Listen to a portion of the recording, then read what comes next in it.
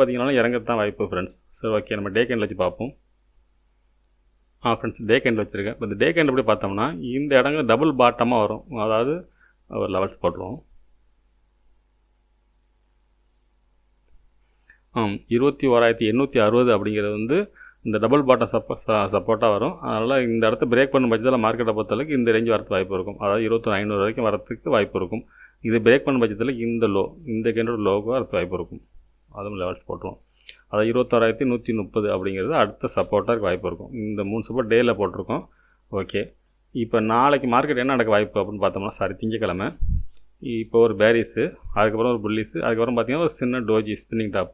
நம்ம side ways ஆகி முடிஞ்சிருக்கு. இப்போ இந்த டோஜிக்கு மேலே இருக்கும் பட்சத்தில் மார்க்கெட் மேல் நோக்கி போக வாய்ப்பாக இருக்கும். இது பிரேக் பண்ணும் பட்சத்தில் மார்க்கெட் இறங்கிறதுக்கான வாய்ப்பு இருக்கும் ஃப்ரெண்ட்ஸ். சரி ஓகே, இது 15 மினிட்ஸ் வச்சு நம்ம என்ன மாதிரி சப்போர்ட் ரெசிஸ்டன்ஸ் பார்ப்போம். ஃப்ரெண்ட்ஸ் இப்போ பார்த்தீங்கன்னா இந்த